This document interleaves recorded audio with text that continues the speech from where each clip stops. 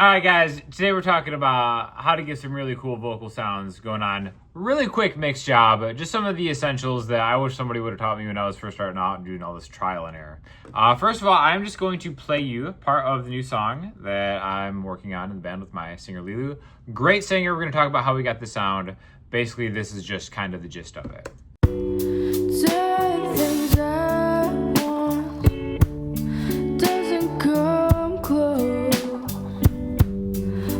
I could show you sometimes the chaos in my mind. It just gets so. Okay, cool. So I think it sounds pretty good. This is the plugin stack right here. We've got a channel EQ. We got a Pro Q3. Should be Pro Q4, but of course I have different plugins on my laptop than I do on my laptop. Long story, whatever. Pro Q3 does the trick. De-esser, which we're going to talk about on how to actually set up a de-esser correctly. 2 compressors and then a sick reverb, okay?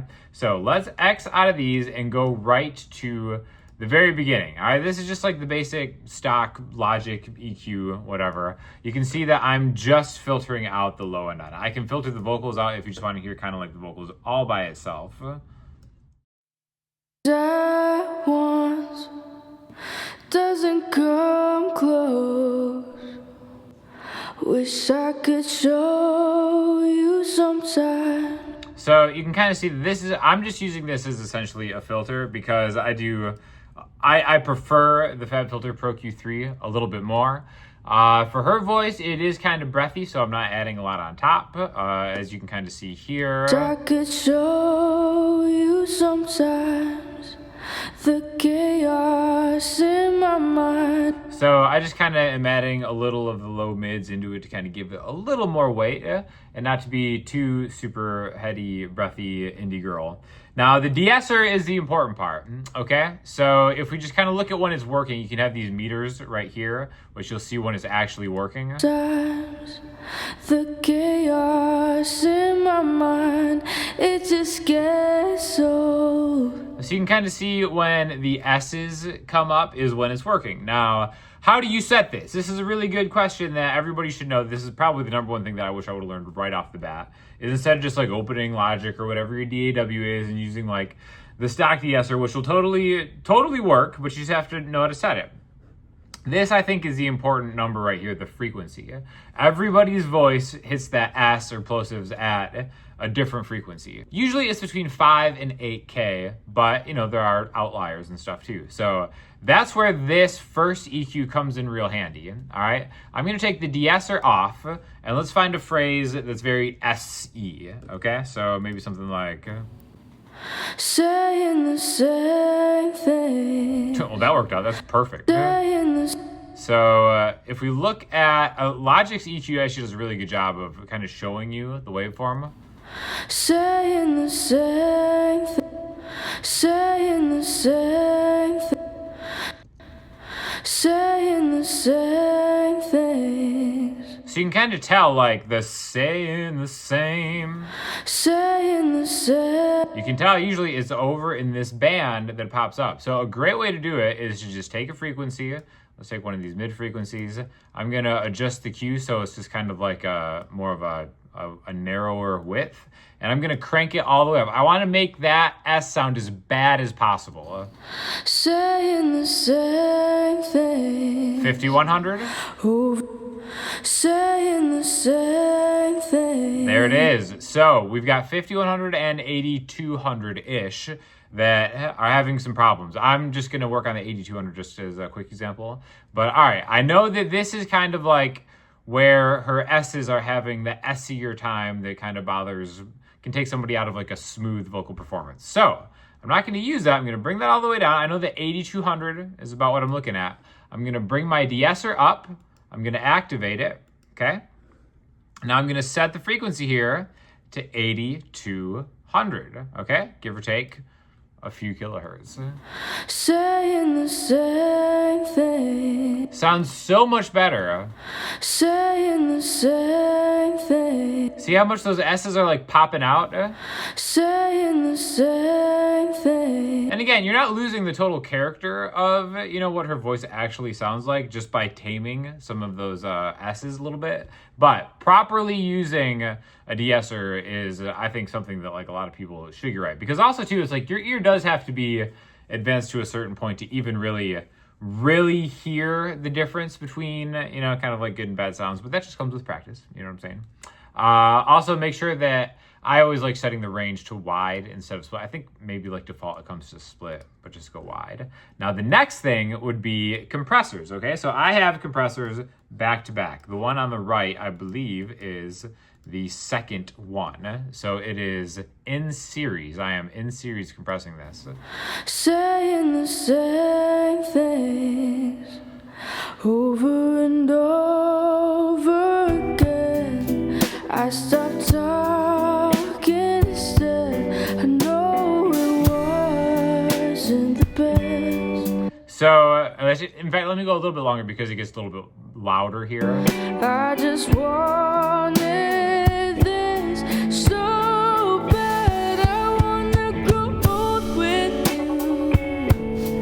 you in my mind. So you can see that both of these needles are kind of maxing out right around this number. I personally kind of set in my mind where I want the maximum amount of decibel reduction to be. I feel like if it's hitting over 6 dB, it sounds too compressed. And again, this is just up to taste and like your genre and kind of like how you want your vocal to sound. I'm just like a 4 to 6 dB of compression guy at a time. So I would rather have back to back, be like, all right, the first one's gonna handle these, and then the second one is gonna handle about that same feel of compression in a row, instead of having just one part grab all the peaks and bring them way back down. I feel like if you stack your compressors back to back, it's actually like a really important thing. And then of course the reverb. Generally I would have this on a bus, but just as a quick example, I wanted to put it at the end of this channel strip. And here's without it. All the kids we could have had running around. With it on. Wherever you go, hold you real tight. Again, I think that sounds great. I'm a big fan of the Arturia Rev Intensity. Again, this is dry and wet. So you can see right here, I have this on like 0.116 or something like that. We can go way higher. In the corners of time, I will fantasize about the life we could have had. And then, you just, again, this is to taste. I always think around, everything has to have reverb. As a performer, there's no such thing as too much reverb. As like a person mixing the song, it's really easy to have the reverb kind of get out of hand first. But, just make the vocal sound great. And then you're off to go. And you have a pretty cool sounding track. Let's go a little further on.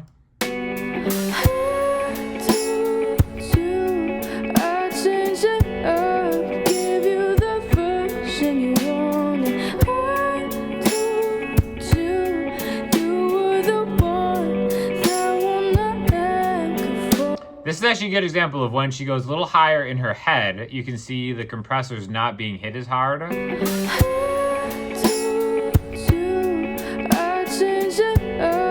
And then when she goes into like her mix or chest a little more, you can see that it is taking more. So it really, especially if you have a female singer with like a breathy, higher voice, you want to really stack the compressors. Hey, go 4 compressors in a row, because then it really has the softer notes seem level with like the chestier kind of like bigger notes and stuff like that.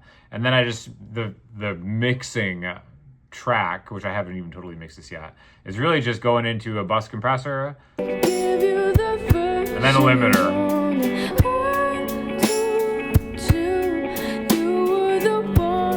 So again, the overall mix still needs work, but I wanted to spend some time on the vocals and specifically talk about how really working with Lilu has made me appreciate the Fadr technology a lot more. In fact, we just went busking and did like a live show. And let me show you, let's go to the Fadr website real quick, because this is actually Here, you want to see some like black magic technology? I'm gonna go to Fadr and then I'm gonna stem this out, right? So if I go to my account and then I go to stems, I can upload songs. So what I'm gonna upload is a selection of us doing a little busking performance where it's just acoustic guitar and vocals. We did live.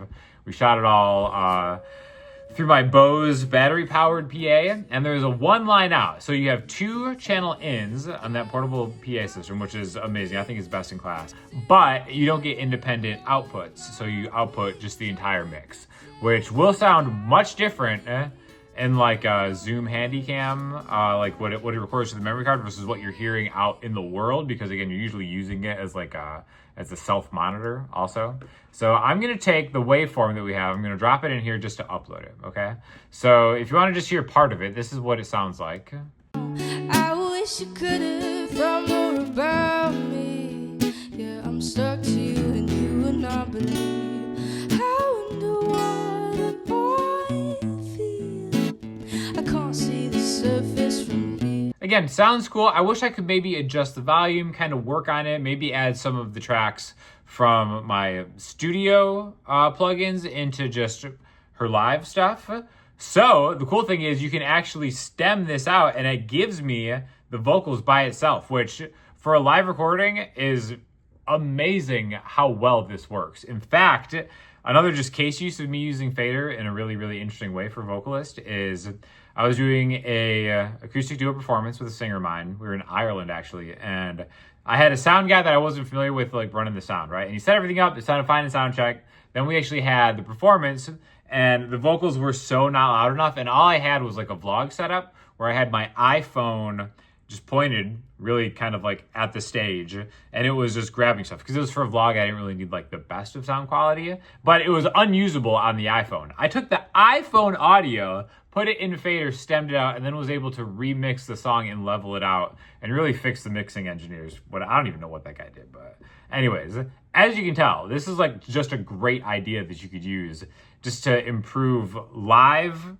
performance stuff for content or video, but also use some of the same techniques we talked about in just, you know, making cool vibey stuff. And one thing just to reiterate is there aren't any rules here, right? Some of like the coolest music out there might even seem just even way more raw than this. Some stuff might be like way more produced than this, but I think this is just kind of like a good middle of the road thing, talking about a few things, using a de-esser correctly, filtering the low end out of your sound, stacking compressors, and then adding a tasteful amount of reverb. And then what you do from there, I think is just going to be more responsible for the actual sound of, you know, what you like as compared to what is like correct or incorrect. So yeah, if you guys have any questions, let me know in the comment section, because I'm kind of mixing through this entire album. So a lot of cool stuff that we can talk about, and while also still using a lot of the cool Fadr technology to get it going. If you're a beginner, intermediate, advanced, whatever, let us know in the comments what you think, and I will talk to you guys soon.